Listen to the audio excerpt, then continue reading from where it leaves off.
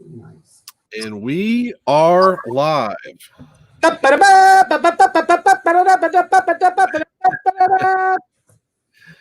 All right. Got that. I was counting on you for that musical. Something intro. And how does Anthony Ferraro keep having his first comment a half hour before we take off? But man, Steelers got a real one because he's always representing. I got some bad news for the Steelers. They're not going to win this week, but we'll get to that reasoning later on when we get to that pick. Yeah. Henry's a beast. Anyway. Okay, so let's go ahead and jump into this. Well, let's talk about the Thursday night game. Does it surprise anyone that the Giants found a way to lose that when they really could have won it? No. Yeah, well, what surprised me was that they were so close. They kept it so close. I thought the Eagles. They had a chance. Danny Dimes running 80 yards and then thump. Well, oh my gosh, that was the funniest thing in the world. At first, I thought, what happened? Did he run out of gas? But then it just looked like he, the turf just, I guess, grabbed his cleat or something. But man, that's got to be terrible to be sprinting toward the end zone like that. Nothing close to you. You just got to. And then all of a sudden, splat. But at least he got bailed out, so he could, he could laugh about it later. But then again, at the end of the day, they lost. Yeah. So okay, he can put his effort in. Well, I want to, gotta give him credit. But yeah, I kind of, the game ended up the way I predicted it would end up. I just didn't think it would be that close, and the Giants were actually. I thought they were on full tank mode, and they actually looked at certain points like they were not intending to tank at all, that they're just one of those – it's like the 0-16 Lions where they tried their best the whole year long. They just couldn't win a game because they just couldn't do it.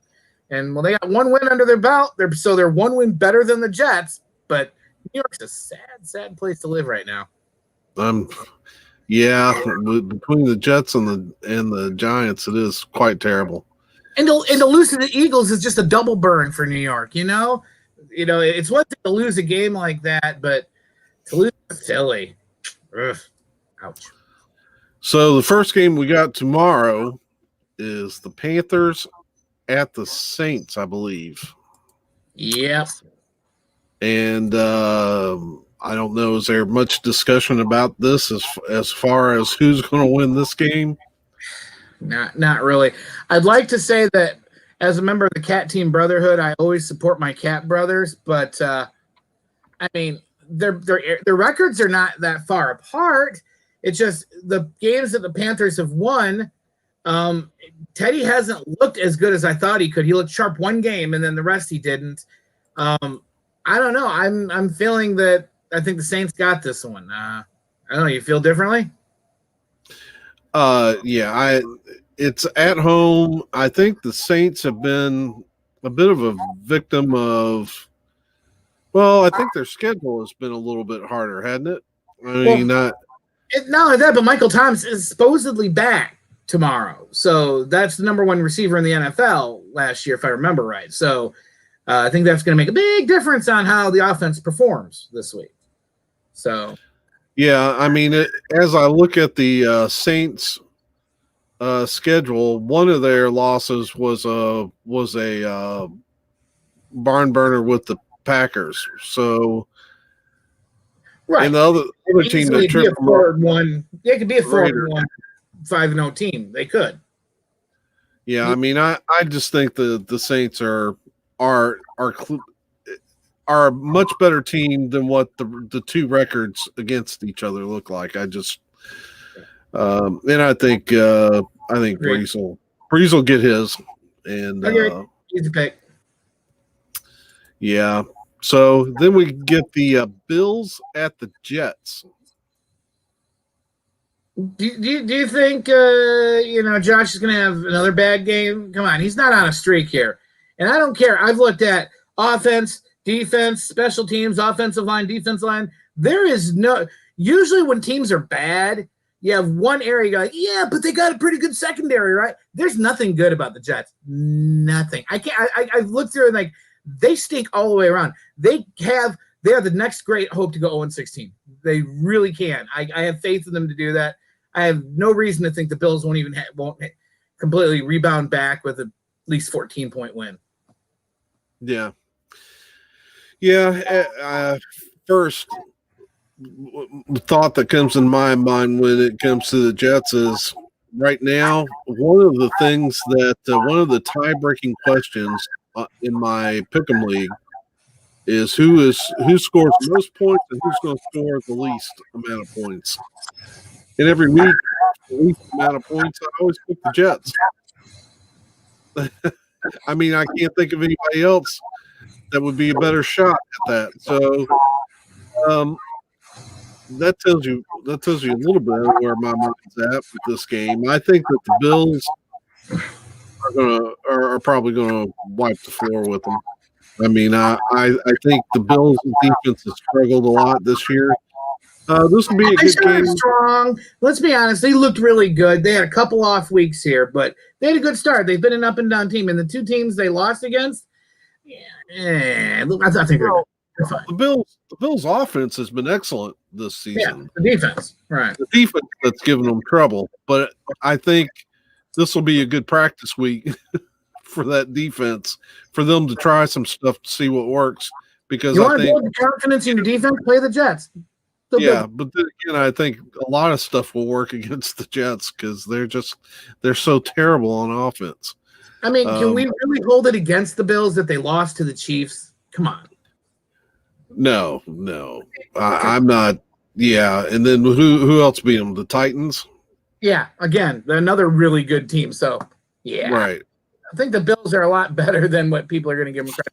I think they're doing the whole. Well, they're still the Bills. They'll find a way. But no, I think they're the deal this year. I said that week one when we were doing the predictions. I think the Bills are going to be all right this year. I think they're going to make it past the first round of the playoffs. I feel it. Yeah. And so that takes us to the Browns at the Bengals. How hurt is Baker? Is his rib still bad? Oh, I don't know. I didn't realize he was that hurt. Yeah, I mean, that was the reasoning why the loss, what happened recently is that he hasn't been performing because of his ribs still being hurt. If he's fine, it should be a good game. They always play tough against each other. You know, it's an interstate AFC rivalry. But all I see is Baker's Baker. We know what we got. He is who he is. I don't see him getting better. Don't see him getting worse. And at the same point, we've got Burrow, who I think is going to get better and better and better and better. Is it going to be this week? I don't know. I still love my Brownies, though. So if it's that close of a game, my personal opinion is I want the Browns to win. But so I think they will, because I make things happen just by wishing it to be true. Yeah, I just looked at Google and on Baker Mayfield's name, and when I do a news search, I don't see any reference to an injury. Okay. So, yeah, all they keep saying is that Baker Mayfield's got the rest of the season to kind of prove himself, and yeah. So the Bengals, as far as I've heard, the rookie quarterbacks. Give me 1 second here, just to make sure we're all on the same page here. Share screen. Go ahead and give me permission. Okay. And let me go ahead and it's doing the you got ad block. You can't see our site. Oh, stinky. All right. But anyway, it shows here on this thing here that I don't want. Anywho, it looks like Baker Mayfield did get X-rays on his ribs, and this is from the 10th, October or 11th. So that was 2 weeks ago. So he played with the ribs; they were hurt, and I guess that's what they were saying is this week that hopefully it's better because his ribs were still sore last week. So, all right. Okay. All right. Well, I was just making sure, but yeah, there's nothing in this week about it. So,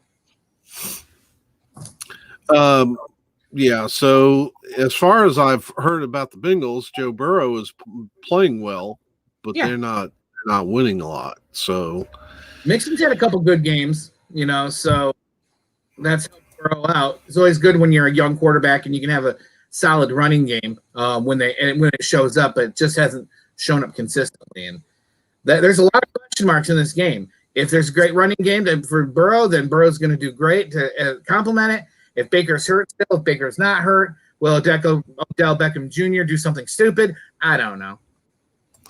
Well, looking at it, it looks like the Bengals played the Browns to 5 points when they played in Cleveland earlier. Right. This is the rematch. This is game 2. Yeah. And the Bengals managed to get a win over the Jaguars, but that's the Jaguars. The Lions beat the Jaguars. Not impressive. Yeah. So I picked the Browns to win this game. My boy, Dale. Yeah. I mean, I don't see enough out of the Bengals yet to start picking them to win. I mean, they hopefully Burrow pans out for them. Hey, Dan, welcome back again.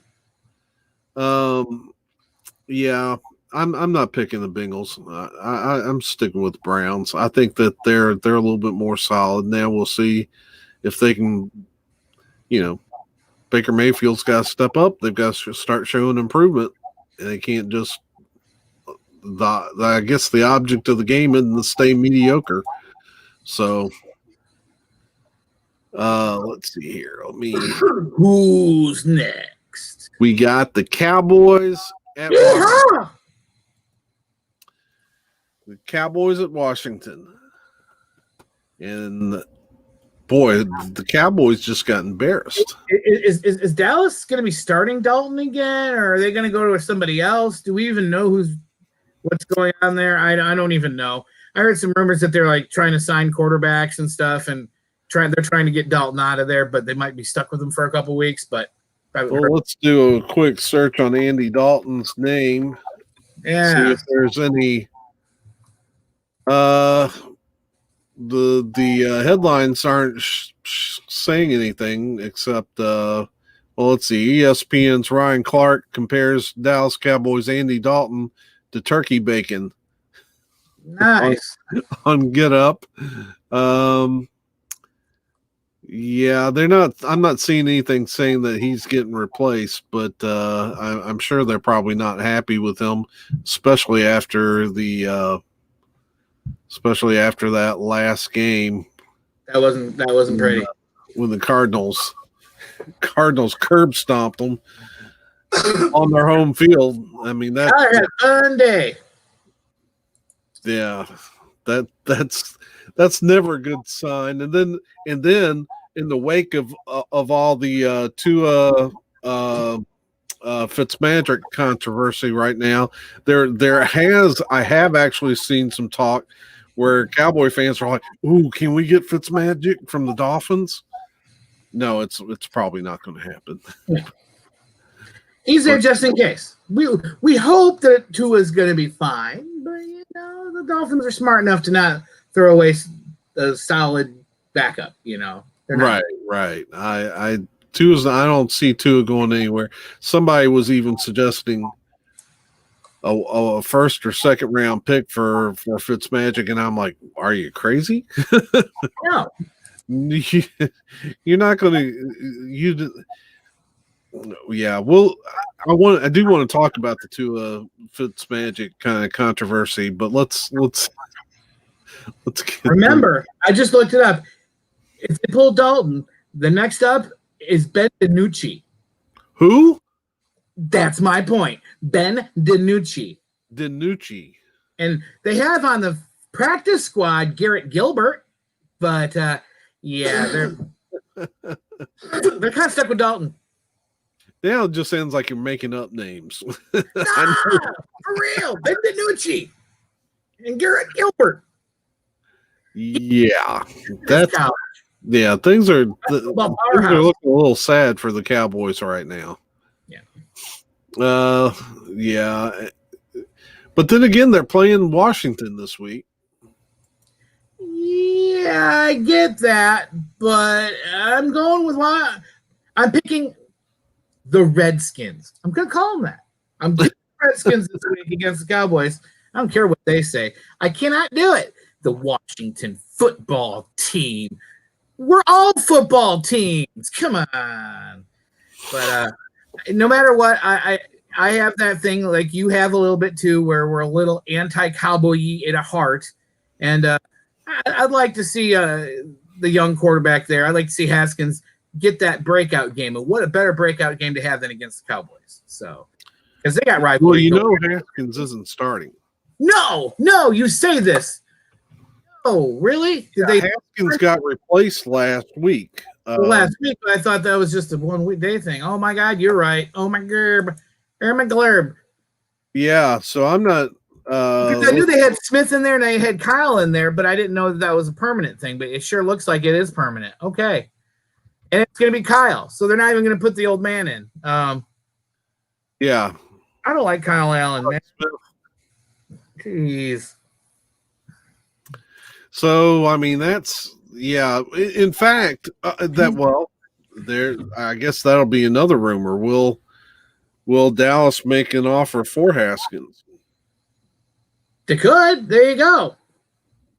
Yeah, I mean, there's been talk about if the talk is that Haskins was not a Rivera guy, and a lot of times coaches just don't put much effort. Jake, if you don't mesh with them, it happens. There's a lot of quarterbacks we know that were great with one coach but not another, and I get that. And Kyle Allen, come on. Anyway, fine. I'm still going for the Redskins because they can't lose them all. They got one win. They'll get a second one. That NFC East, like a ghost town or what, man? I mean, the tie for first place is the teams with 2 wins. Like Dallas and Philadelphia have 2 wins apiece, and then the other 2 teams have only 1 win. Are we going to have like a team with a losing record going into the playoffs, guys? It is very possible. Oh my God. Yeah, I mean, nobody in that division looks worth anything. I mean, even the Eagles, you would think, have the most talent. Yeah. But they barely beat the Giants. Yeah. Shouldn't have been that close of a game. So I think we're spending way too much time in the NFC. So what's the next game? Well, let me more credit than what they deserve. I think I picked that game. I did go with the Cowboys. Only thing that got them their advantage is their running back who fumbled the ball how many times last week? Actually, I didn't. I just looked at my pick. I picked the Redskins. I picked the Washington football team. Okay. Yeah. Now that I think about it, it is in Washington. And the Cowboys haven't shown that their quarterback, their Dalton, is going to perform any better than any other backup like the ones that the Redskins have. So, yeah, I don't know. It's a bad but game. I noticed also when I looked at that pick, I didn't put I put 3 confidence points on it. So I didn't. I think that game could go either way. So, all right. So next up, Packers at Texans. Hey, Dale. Packers. Yeah. Huh? Wouldn't it beautiful? What? But then same point, I'm like, I see who beat them. I'm like, that's a bittersweet victory if I ever heard one of myself. It's like, the Buccaneers beating the Packers. I really did not see that coming. I did not either. I was excited to see it, but did not expect it at all. Yeah, well, I didn't enjoy it at all because it's Brady, it's Gronkowski. That's the problem I had, and now it's going to be Brady, Gronkowski, and freaking Antonio Brown, right? Is Antonio Brown going to the? Yeah, he signed with the Bucs. Oh wow! Signed and done, delivered. That'll either, well, that's high risk, high reward. He'll either Arians is going cuckoo. give them a deep weapon like that's just crazy, or he'll be a cancer that It's like tears that team apart. Patricia went, I'm going to take all these players that are young that Belichick doesn't like, that are really talented. We'll just bring them all over to the Lions. And then Arians is like, how about we take the best players in the league that have ever existed? They're just old that were on the Patriots. So we'll just bring them over here. So we've got Patriots South down in Tampa and Patriots West over in Detroit. It's a wonderful thing to see. Yeah. All right. So what was the matchup? Texans. Packers at Texans. We're going to try to make excuses on how the Texans are going to beat the Packers and make it sound like it's believable. Yeah, actually, I'm not. I think the Packers are going to beat them. I don't see them having 2 bad weeks in a row. I think they're a better team than that. I think ever since the Texans are under new management, they got heart, and I think that Aaron Rodgers is a big crybaby, and he lost last week. He's going to be shook. He's seeing ghosts. He's scared. He knows he's at the end of his career, and the Texans are going to take advantage of it. Texans win.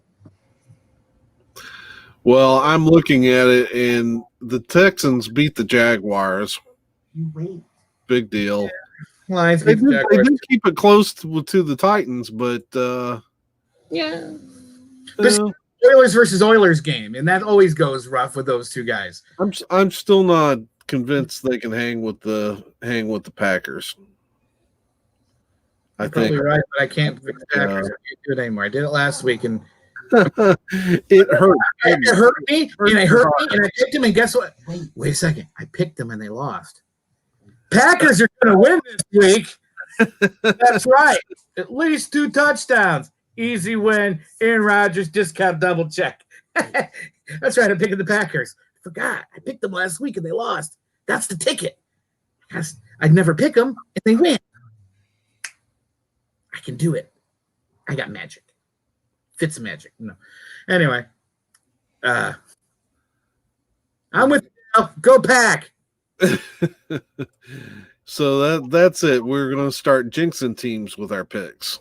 That's the plan. Absolutely. All right. Well, jinx this game with your pick. Lions at Packers or Lions at Falcons.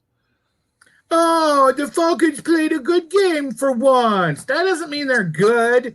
They stink. Matt Stafford were on a roll. They got their ideas. They know what's going on. They're coming off a hot win against a really tough team. No, they beat the Jaguars, which is not impressive at all. And Matt Ryan's, Super Bowl quarterback. And but you know what? I've looked around, and there are a lot of people picking the Lions to win this game. Most of them are going to say, and I agree with them, it's going to be a shootout. I think this is going to be a great day. Julio Jones finally got in stride, scored some points, looked great last week. Kenny Galladay, same situation. You got those tall, lanky jump ball guys. You got your gunslinging quarterback. Their offenses are actually pretty on par with each other. I see a 30 to 40 each team, high scoring game down to the last minute, just shootout kind of a deal. That's what I feel. I'm just going to pick the Lions because I'm going to always pick the Lions in a close game, unless I think it's a stupid mismatch. And this isn't a stupid mismatch. I think we have the ability to win. Yeah. I looked at this game, and it just I really can't see a significant difference in these two teams. I mean, I said they're pretty much the same. They're very close. I mean, it's like you've got the two guys that could be elite quarterbacks in Stafford and Matty Ice, and they're on teams that underperform. And but here's the kicker, and I didn't bring this up, and I should have. The difference between the two offenses is we have a rookie running back who ran for over 100 yards and 2 touchdowns last week. And then when he gets tired, we got a future Hall of Famer in Adrian Peterson to take the ball also. So you don't got that kind of caliber in the backfield for Falcons, and that's why I'm picking the Lions to be able to outshoot them because there's a little bit of running involved. Well, I took the Falcons. But if it makes you feel better, I only put 2 confidence points on that game. But yeah, barely. That was one of those games I looked at and said, ooh, I may have picked it because of the home field advantage. You may notice from these past few weeks, I don't play big on home field advantage. It seems to be a factor in your brain, and you always consider it. Yeah. I never have, and I've been burned by it too many times where it just doesn't seem like a reliable source of, especially when there's no crowds in a lot of these places. That's you can possibly have. Right. I probably ought to pay more attention to that when you've got something significant like a West Coast team coming to an East Coast team. Right. Time lag delay. Yeah, but I'm more interested in short weeks. They're going from a Thursday night game off a Monday night game.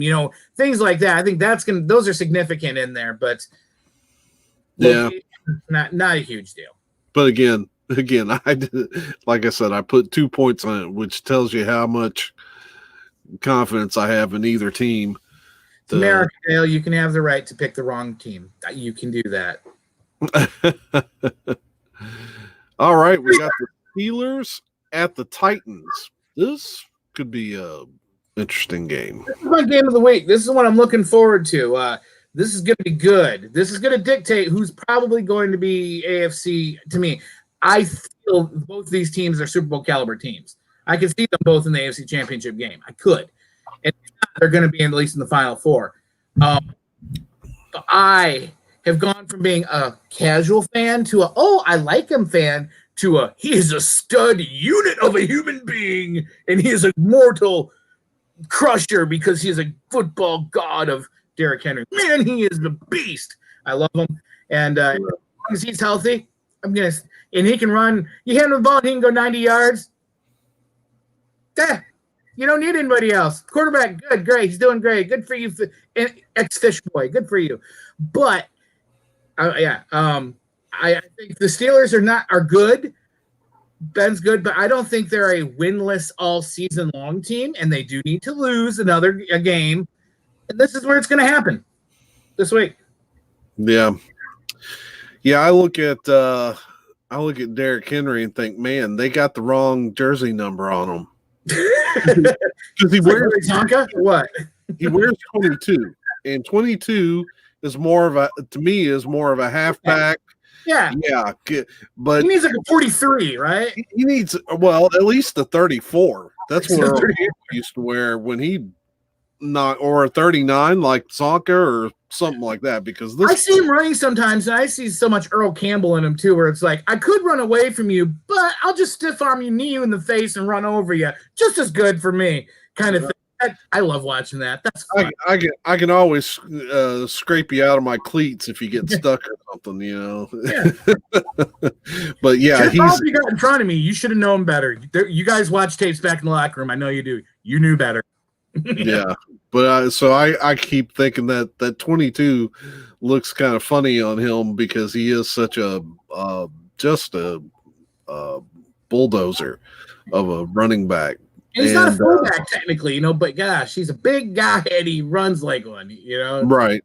Yeah. Well, and in that way, he kind of reminds me a little bit of Ricky Williams. Yep. Because Ricky Williams was one of those running backs that had some good size, but you didn't want to get in front of him in an open field because one, he was fast, and but then he also had that power. Good combination of the two. That's the thing with Derrick Henry too, is people don't realize that. But if you look at that run, that 90-yard run he did, he was running away from people. He was pulling away for being big and huge and muscular. He is, like I said, he's a total unit of a human being. Freak of nature. Yeah. Maybe something closest thing that we've got to like an old school Bo Jackson. Yeah, I see the comparison there. That's good. Bo could, like that time he knocked who was that linebacker that he crushed on the goal line once. It was that big flamboyant linebacker from the Seahawks. But they met and Bo just run over him, huh? I say, yeah, I can't remember him, but yeah, I remember the play. Bosworth. Was it Brian? Yes, Brian Bosworth. Yeah. Flash in the pan. I remember that draft and how totted he was. He's the best thing of nothing. No, not much. But at the same time, if Bo could get to the outside and turn the corner, he was gone. he could, for a big man, he could fly. And I'm not talking blasphemy here. I love Barry with all my heart, but Barry did not have pull-away speed. He was good at 20 yards or so, pretty good consistently, but he got caught from behind most of the time. Barry Sanders did. So, right. Well, what Barry had that was just so devastating was those crazy ankles of his. Mm-hmm. I mean, I've never seen anybody a running back that ran with his ankles at such angles. Yeah. And he never had an ankle injury, never lost any time, dude. So he got some in the shake of the shifting, the spinning, you're here and you got your arms around him, and then you're looking and there's nothing in your arms, and you knew he was there a second ago. Right. Well, my favorite running play of all time was the one where he ran against the Patriots, and he was running to the outside, and the Patriot was trying to catch him, and he jumped back on the inside. When the Patriot turned back, him around and spinning like a top. Barry had already bounced back out to the outside, and this guy turned around and it was all over. And it was like you can't see their face because their helmet's on, but you can see the face of where did he go? But yeah, Barry was so special with the way that he could cut. I've never seen a human being be able to cut on a dime quite like him and create such chaos. And the point that he was as good of a human being as he was a football player. He always did the touchdown, handed the ball to the ref, never celebrated, never bragged. He gave his whole signing bonus for when he signed to the Lions to his church back in Kansas. He drove a 1991 Honda Accord when he had enough money where he could buy himself a flashy sports car. He never did. He had a reasonable car driving to and from, back in that day, the Silverdome. So very, very humble man. And if there's any mortal man that I would like to aspire to be like, he's a good guy. Right. The only thing I have against Barry is he was just a little too humble. He needed to stick around long enough to get that all-time rushing title. He's like, nah, Emmett's got it. I could stay in. Or that one year with Christian Okoye, that one year he had the rushing title that year, and he's like, I'm sitting on the bench. Christian Okoye, and Okoye passed him, that one year. So both times there was years where he could have had the rushing crown that he chose not to, and then he retired early when he could have easily kept going. And yeah. He didn't want to do it anymore. He didn't have the heart, and he didn't want to lie to himself or to others. He just was But it just kind of bothered me. Not that I dislike Emmett, but for him to have the all-time rushing crown when I know he's not the best running back, line. If you compare the people he played with how Barry played with, he got quite a few yards, and it took him all. That Dallas O-line was. They were monsters. Can you imagine if Barry had that line? Oh my glarb. 2,000 yards would have been the start of the year, Yeah. Well, I mean, any running back would have loved to run behind Emmett's line because they could. But so what were we talking about? We were talking about how the Falcons are not going to beat the Lions, and because the Lions have a running game a little bit, and Falcons ain't got one. But you still pick the Falcons by 2. Well, actually, we were talking about Derrick Henry. Oh yeah. and how the Titans are going to beat the Steelers. Oh yeah. It goes back to running game. You're right. We're past that. We're talking about Derrick Henry and who you reminded us of, and then Yeah. we tangented off there. There we go. Well, what this wouldn't be a Saturday night live stream without us going off on a tangent. No, you're right. But I'm sticking with the Titans. It's the two undefeated teams. Someone's walking out with a loss. I think it's time for the Steelers to get humbled a little bit. I think the Titans are a better team all around. Yeah, I'm not gonna pick against the Titans. No, that to me they are one of the most dangerous teams in the league right now. And Jake is freaking me out because he's over here and he's looking at the ceiling. And I'm wondering, what do you see up there, boy? Bug, ghost, who knows?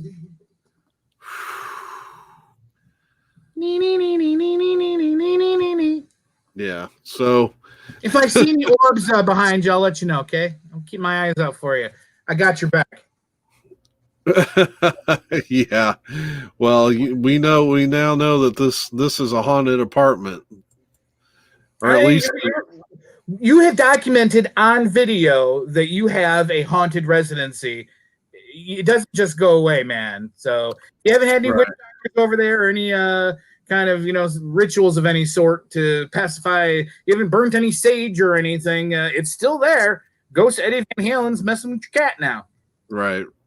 Well, you would almost think it was haunted because I had a couple mice that were in the wall. And you can hear them. Sometimes you could hear them run across the paneling up there. Jake scared me once because he came over here by the couch right next to me and was staring straight up. And I looked up and I could see a little mouse nose poking out. I was like, ah! Then I went and got some tape. I don't care that it doesn't look that great, but I think we had like 2 or 3 mice get in the wall, but yeah. I think Jake has killed them all now because I'm not hearing any running.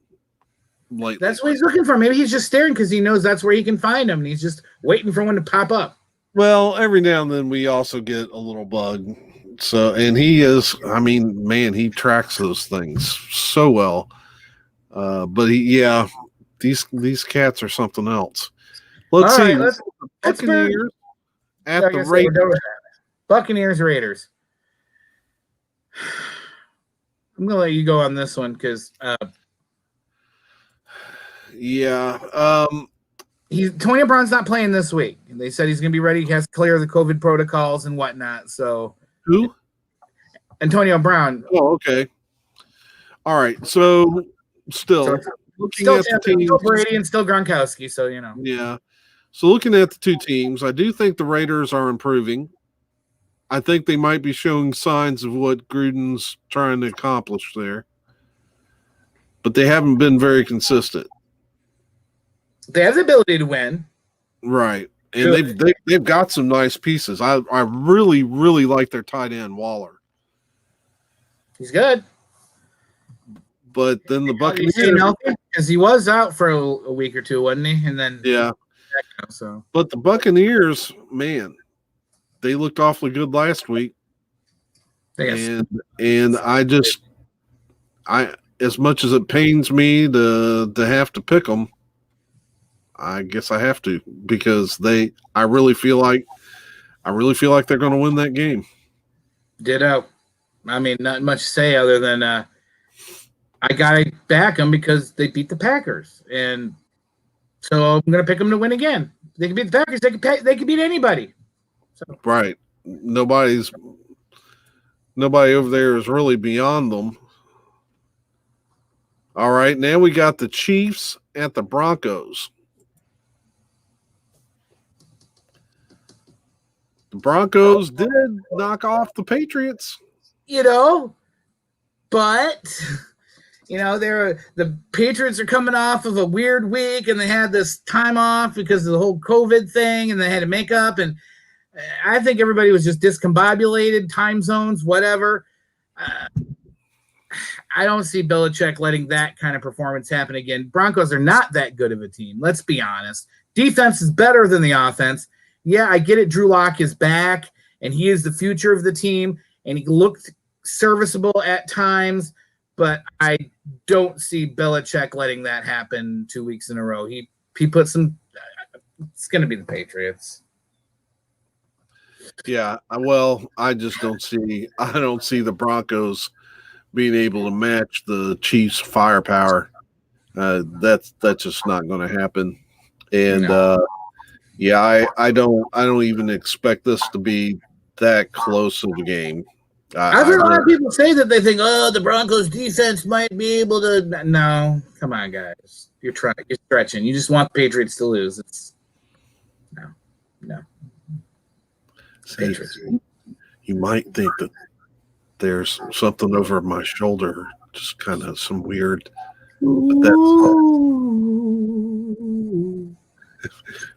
But that's Jake's tail. Oh my goodness! We got the Jaguars at Chargers.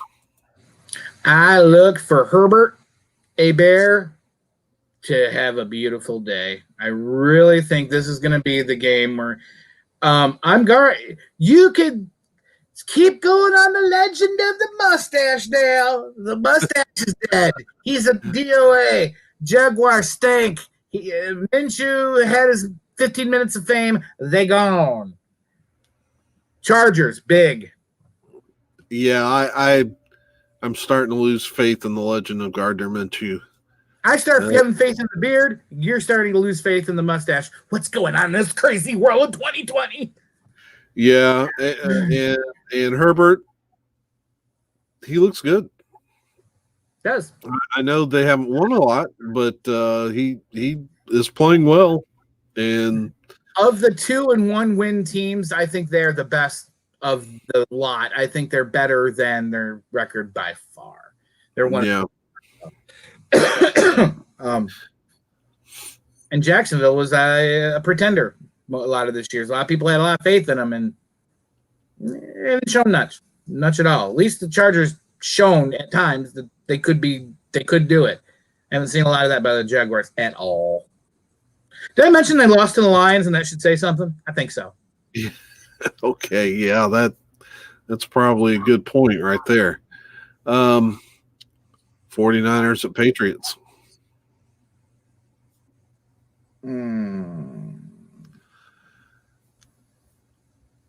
Jimmy going home. Jimmy going back home. See all his friends back in New England.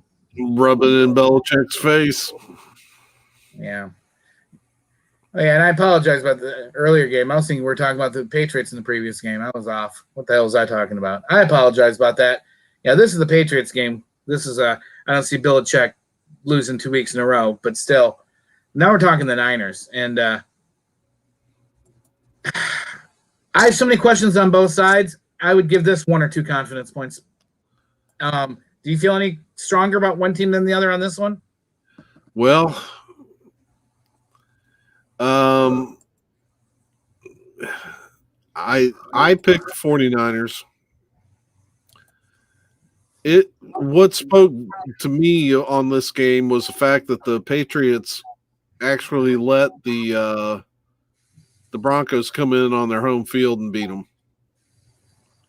I mean, I don't want to overemphasize the home field, but the Patriots are one team that always took care of their home field. But, and I mentioned this before when the Tampa Bay Raiders game where I had a brain fart. Do you really think? When's the last time you remember Belichick losing 2 games in a row? Period. Ever, and then let alone after a home loss. They don't lose at home. I can see that locker room just being, I don't know. I don't like Belichick, but I know what he's capable of, and I think that he's not going to allow. He might pull out some weird trick plays and do some crazy crap and let Josh McDaniels he'd be like, whatever, man, just win this game. I don't know, but I'm still picking the Niners. I don't have the confidence in it. If Patriots win, I'd be like, yeah, Well, probably, but I wouldn't be surprised. But right. I'm picking the Niners because I think the Niners showed that the game against the Dolphins may have been a bit of a fluke. That it may have just been Garoppolo not ready, because then they turn around and beat a very good Rams team. And Garoppolo's ready now, and he's got a bug in his shoulder, as you know, from about New England. So that's the key factor there. Of I think Jimmy's got something to prove, and I think he has a little adrenaline going into it. But that's just me. So this is what I'm saying. I think the 49ers beat the Patriots, and it's going to surprise. They may beat the Patriots by a significant amount, and it's going to shock some of the NFL talking heads because it will be 2 losses for the Patriots in their home field, and we haven't seen that for a long time. And I just think it's going to be more revealing that really the Patriots. Say it, Dale. Say what you really mean. Same team. I know what you're saying. And that maybe Cam Newton isn't going to be the big, great replacement for Brady. Repeat after me. The dynasty is over. Yeah. Say it. I want to hear you say it. Oh, the dynasty is over. All right. So I think if it plays out like you said, you are dead on. Everyone's going to be like, oh, they still got hope. Cam, Camity, Cam, and and Edelman, Cam. No, it's done. Dynasty's over. I think if they end up at the end of the season actually having a losing record, Bill might just retire. Or no. Yeah, or take that as a challenge. You could do that too. Yeah. So it's hard to know there, but and then I guess the next thing you'd have to look at is Kraft and Belichick's record, because or not their record, but their relationship, because this game may really kind of drive a wedge, because if the 49ers come in and Garoppolo dismantles the Patriots, I mean, that could really stick in Belichick's craw, because he did not want to send Garoppolo to the 49ers. No, he didn't. I remember that all over the radio here in New England. That was the big thing, is that he did not want to get rid of Garoppolo. He was really going, Brissett, fine, whatever, get rid of Brissett. But Jimmy was supposed to be the next generation, and he hasn't found another Jimmy. He's tried it with Stidham. He's found some journeyman quarterback to fill in it back up, but he hasn't found that next guy yet. And but what can Bill do? Kraft's in charge of everything ultimately. Yeah. So I don't know. This is going to be. I really, and maybe it's wishful thinking on my part, I kind of want the 49ers to come in and beat the snot out of them, because I want to see that kind of fall apart in New England, but. I think it could be. Watch the world burn, so I want them to do that, so that when I listen to my local sports radio here, it's so much more entertaining after they get their butts whipped. I imagine people lose their mind up there, don't they? Oh yeah, it's like everybody must die. It's like the worst coach ever. Like, no, he's not. But calm down. It was a loss. It was a bad loss, but you hear it. It's like great. It's great. Yeah. We should go get Adam Gase. You're like, no, stop. I heard that once on the radio. I'm not kidding you. What has Adam Gase ever did that would make anybody want him? Cocaine. But you know what? If the Patriots want to go get Adam Gase, more power to them. Yeah. Next. That'd be fine with me. Just let him have his tour of losing. As long as it's in the AFC East, you're good, right? That's what you're saying? Next, to go to the Bills and then just destroy. Oh yeah, as long as I just hope Gase has a home with somebody in the AFC East. That's not the Dolphins, just not us. We've already you've done it. You've been there, done that. Been there, done that, and don't want to go back. All right, so the Sunday night game could be a really good one too. Seahawks at Cardinals.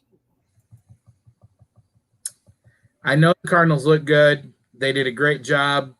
More power to him, Kyler. Way to go, Mr. Murray.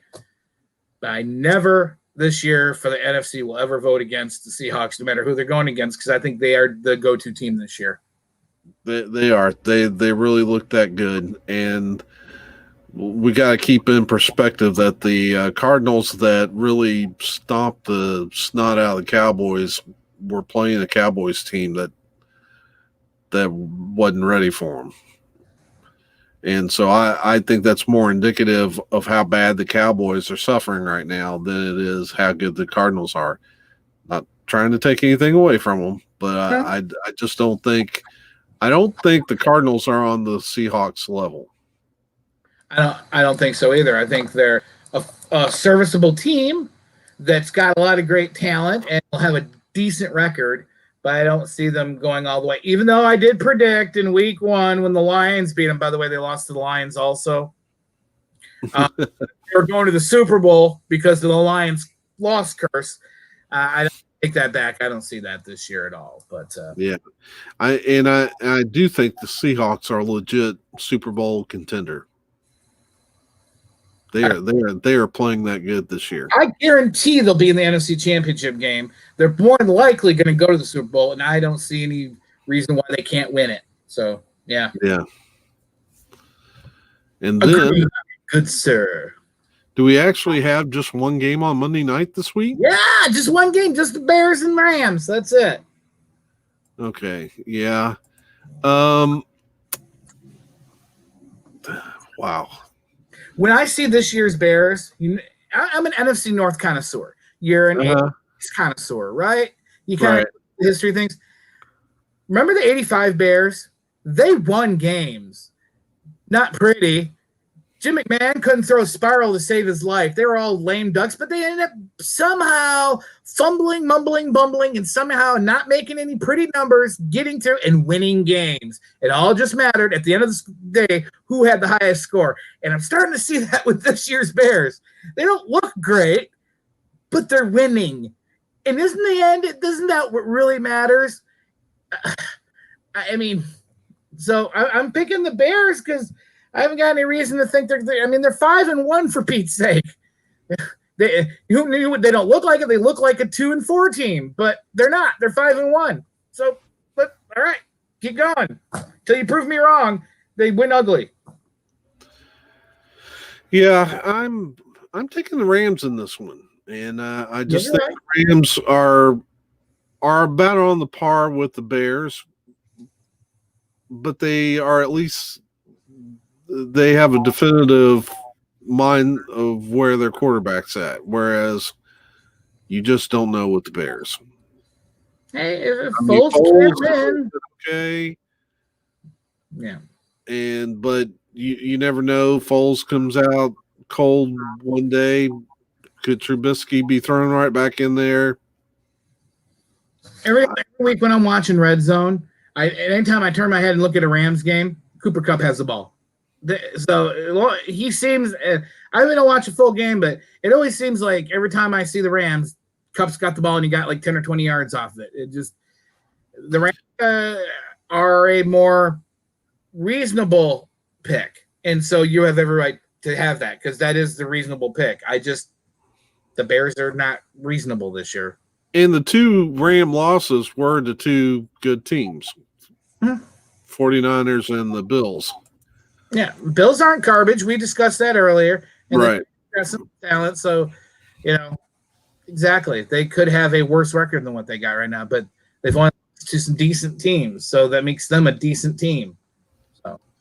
So the only thing I can hope for is that this thing goes 5 overtimes and leaves the Rams really exhausted on a short week when they have to face 2 a time. Then think about that. You're absolutely right because you guys got the bye, of course, but when you guys come back, that's who you're playing. All right, makes sense. Right. So let's talk just a minute about Tua Tagovailoa. Yeah. Now, what was your reaction to the announcement for the replacing? I get it. We all knew when they drafted Tua that Fitzpatrick was going to be there till Tua was ready. But Fitz played great, and he's been playing competently. And Tua comes in at the end of in garbage time. Let's be honest. He came in garbage time. Looked, all right. He was good. All right, I guess. It didn't show me anything that he's ready to go. So I don't get it. I don't get it. Like you say, trust the system. But I don't. I mean, let's be honest. Steve Young was more than a few games behind Joe Montana.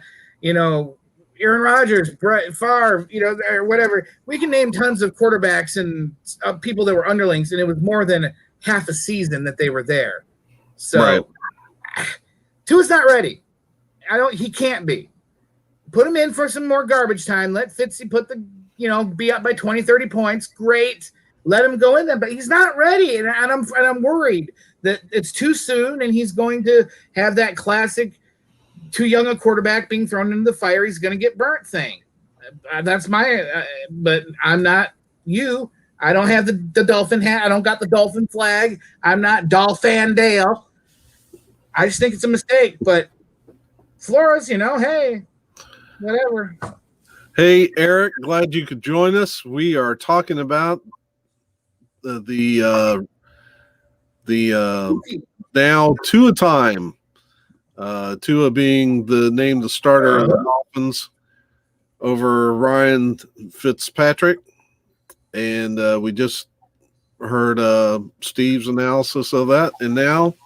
And you just missed us talking about how great the Packers are and how they're the best team in NFL history and will always be the greatest franchise and how I picked them to win all games. You missed that part. Sorry, a little late. But now we're on to Dale about what he thinks about the Tua. All right. So here's what I'm thinking. I can't believe that the decision was made based off of a couple snaps at the end of the last game. I think that Flores must be seeing something in practice that tells him that Tua is ready. And maybe part of it was that they knew that they were going to make the switch at the bye, and the bye got switched. No matter what, you could be that no matter what Fitzmagic did, if they could have a perfect record and hey, we told you, week 7, week 8, right? And it could be because they may feel like they need the bye week to kind of reinstall a different package, because you have to remember that Tua is a lefty. Right. And that means they may change some of the direction. Last time we had a good lefty in the league, though, man. It's been so long. So long. And they may have to roll some plays differently to accommodate him being in as the starter. But I want to I kind of feel like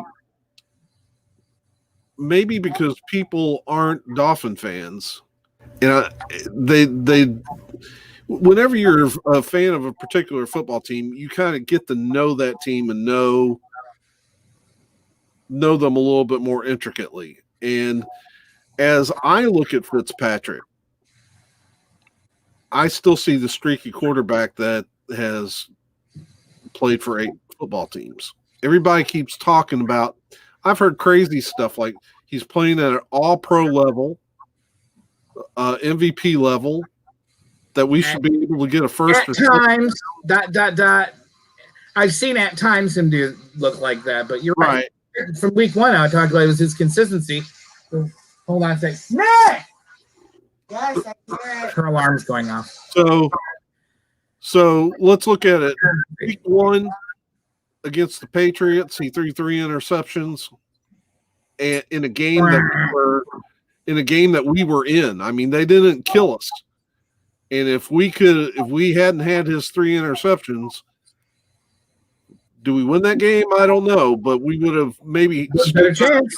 You can't throw the ball away 3 times and expect to win football games. The second week was a loss against the Bills. He played very well. Can't say anything about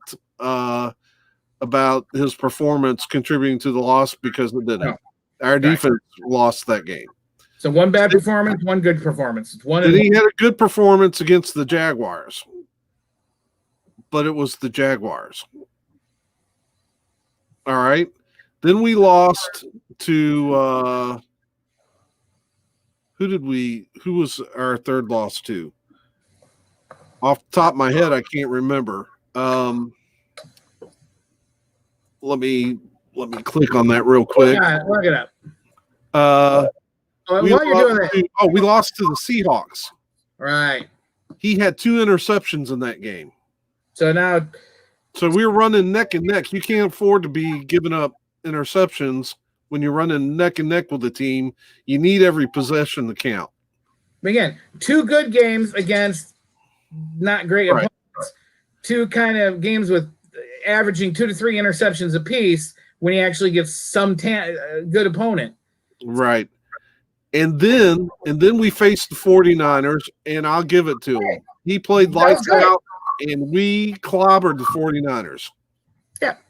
That was a great game. That's where I flipped on the magic switch. I'm like, okay, maybe he got it. Then I keep forgetting. Week 1, I kept talking about, yes, he is always good for a few games a year, but that's all he's good for. I keep forgetting that. But let's be honest about the next game against the Jets. We got out to a quick 21-0 lead. Mm-hmm. That was at halftime. Then we won the game 24-0. What happened the whole Part of that is because the Jets are a doormat. So, but in the AFC, if you get, say like we're playing the Chiefs and we get a 21-0 lead. You keep your foot on the gas. Is a field goal and 2 interceptions gonna keep the Chiefs from coming back on us? No, Mahomes is gonna pick you apart. Right. And that's what I'm saying about we didn't get a good full game out of him. We got a good start, and then we got 2 interceptions and a field goal in the second half. And if we hadn't been playing the Jets, that could have easily been a loss. It was the Jets. Good for him. He got lucky. If it was any other team, it might not have ended like that. So that's my whole thing is let's quit pretending that Fitzpatrick is playing at an MVP level. I mean, no, I'd never say that. He's a spirited player who gets a lot out of that Dolphins team. I think he's a serviceable, above average quarterback. Right, but he really shouldn't be a starter. He should be a backup. And the thing is that where Fitzpatrick is decent and a good leader of men, at the same time he shows our ceiling kind of with his level of play. Whereas I think Tua shows our potential. I think Aaron Rodgers should sit down and be the backup to Love. I think they should start Love over in Green Bay. What do you think, Eric? Sorry. I'm just trolling now. but I really think that putting Tua in now accomplishes a couple of things. One, we've got to see what we've got. People are forgetting we still have the Houston Texans first round draft pick. Right. You got to know before the draft if you guys need to pick another quarterback or not. Right. If like, you know, people talk about the fragility of Tua. If he gets hurt again, I mean, we got to see if he can stand up to NFL punishment. All right. And we got to see what we've got with him. And, you know, maybe we keep in mind that we do have a top 5, potentially a top 5 draft pick next year. And so, makes sense. And so you need to find out what you've got with them. Also, this team, as it builds up to trying to be a championship type team, you don't want your quarterback's development to be so far behind that you kind of want him to hit that championship level about the time the team does. You're making me a believer, Dale. So his development, his in-game development has got to come, and so we need to. We don't want to wait till week 13 or 14 when Fitzmagic is fried out like he always does consistently in every other of the 8 teams he's been on, and then Tua's in there and he's got no experience. Right. You got it. I'm believing it. And personally, people keep talking about, does he know the playbook? Does he? To me, Tua is a smart guy, and I've seen tape breakdown where he has some ability that Fitz doesn't. In that, at least on the college level, he was looking off defenders. Yeah, I think he has more of a heads up abilities. From when I was watching him in college, he was more of an improviser. Right. But he has good vision, and so he can look at one defensive back and then come back across the field and actually make his throw on the other side of the field because he's looked off. Whereas with Fitzpatrick, I think one of the reasons he gets such a high interception rate is because he kind of zeroes in too much on his receivers and doesn't look them off. And so people are able to make a play on the ball, and he's getting older. And so, at some point, his arm's going to start failing him. So, and was that part of what the slack in the Jets game last week was about? I don't know, but lost it. Who knows? I don't know, but this is why I trust Brian Flores, because I think, one, if he wasn't ready physically, I don't think they'd put him in. He's ready physically. I'm sure his college injuries behind him. He's fine. I mean, my hip's fine. I broke it about the same time he broke his leg, and I'm good to go or whatever. So. And if you're going to take that risk of putting Tua in when you're 3-3 and people are feeling Fitzmagic a little bit, he must be seeing something in practice that shows that Tua is comprehending the game and will perform well when he goes in. I'm sure you've read the same articles I have that Tua is very well liked in the locker room by his team. Right. Well, he's a good kid. I mean, he's a high character kid, and that's something else I've noticed about Flores is that he has, as we pull in new players through the draft, he's drafting hardworking kids with high character.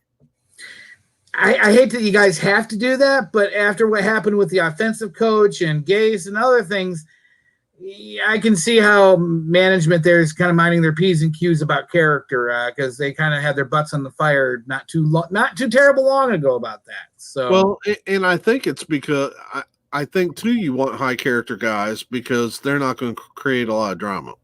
Right. You don't want those kind of distractions. You didn't see them going after Antonio Brown, did you?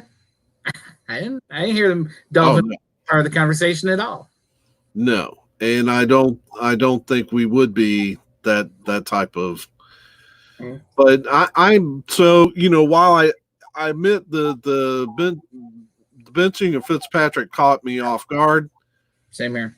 The one thing most about it, Dale, was the fact that he felt like he was caught off guard. If it was always a plan from the get-go, then why did Fitzpatrick in that interview? He was like, "I was hurt. I was caught off guard. I was not expecting this."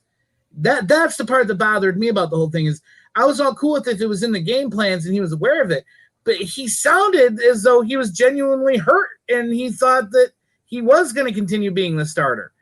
Well, I tend to think that you have to remember who Flores studied under, and that was Belichick. And for all the things I don't like about Belichick, one of the things that Belichick does that's probably really smart is Belichick doesn't show you anything. How many times have you watched Belichick press conference and he's got that hoodie up? He's You got don't tell the me. Those are so entertaining, man. I think of him as high comedy. I grab popcorn. I let Bill Judge go up to the mic. right. Crap. But no matter who they're playing, he's got a lot of respect for him, and he will not tell you anything. And I think that's Flores. People talk about Flores not having a personality. Flores learned to play poker, learned to play football poker from Belichick, and he doesn't. He tries not to tell a whole lot. And so even if I don't know when they made the decision, but if I could see that Flores probably didn't clue either anybody in on it until it was time to go. Yeah. And unfortunately, somebody got wind of what was happening and leaked it. But I don't think Flores is ever going to be the type of coach that you can totally pin down ahead of time, because I just don't think he wants his intentions known. I'm glad you can do that and think that, because I have a former Patriots coach as my head coach, and he's very easy to pin down. I know exactly what he's all about. I don't see any secretive behind the scenes stuff going on. Well, I just think it's a matter of personality. I just think, and some people will pick up on stuff, but I think what I see from Flores reminds me a little bit of Belichick in that he just doesn't really give you much. I mean, he'll say what he has to say, and then he just really doesn't clue you in, because I really didn't know if we were even going to see Tua this year. Yeah. Nobody had a clue or not. Didn't know. But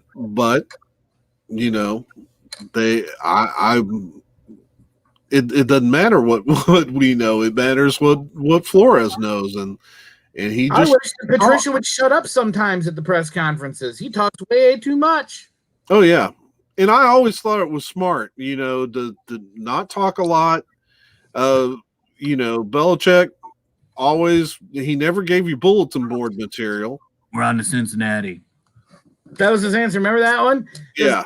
It's just that's his answer of anything. So what about we're on to the next game? Right. Always on to the next game. The team that we've got in front of us, they're a good team. We got to get ready for them, and it's all the same, and it's all poker. My favorite was when so I forgot. I think it was like Edelman and Gronkowski were hurt last year or whatever, and they said to him, he goes, "So, which players are going to be playing? Are they actually going to be on the plane and on the sideline, or are they going to be hurt and staying at home?" And he just looks at the microphone and stares and goes, "The players that show up at the game will be at the game, and the ones that are not going to be at the game." Like, right. Classic Bill. Answer. It's beautiful, Bill. Beautiful. Yeah. Now, if you could just stop the cheating. Quit the shady stuff. I mean, really, I would have a lot of respect for Belichick if it wasn't for the cheating. Or as they say here in New England, he examines and knows the game well and all the rules. And yes, he does push the limits to the rules, but at no point has he actually done anything wrong. Seriously, I've heard that. Yeah, but when you look at some of the good parts of what he does, his players are always ready. Yeah. I have not seen a team really handle injuries and absences by players as well as the Patriots and their kind of next man up mentality. And that's something that I do hope Flores is able to emulate. Just no cheating. Yeah. I mean, up here, even in the workplace where I'm at, everybody has his catchphrase, "Do your job." That's what he says and that's his thing. And He does prepare them, like you said. I wish I'd get that. He'd figure out how to do it a little more legitimately and not push the rules to the limits because you know where to bend them and not break them. How about we just don't bend them? Right.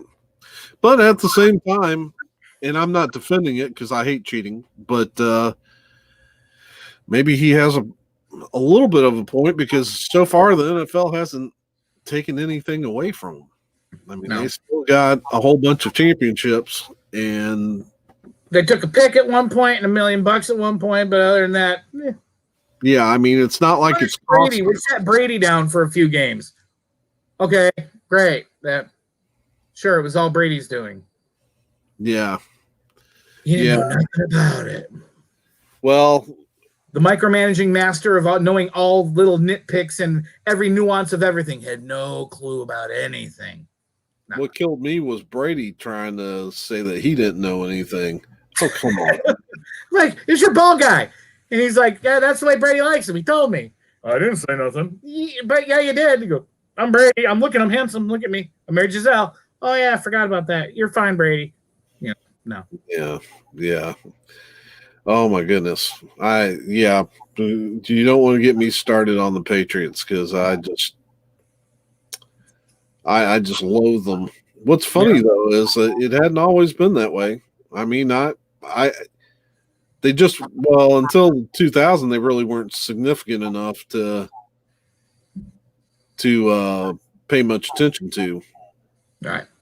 I mean, they had some, or they were not a threat to anybody. I mean, Bledsoe was goodish, but they were never a threat that they were under once Brady and Belichick got together, for sure. right.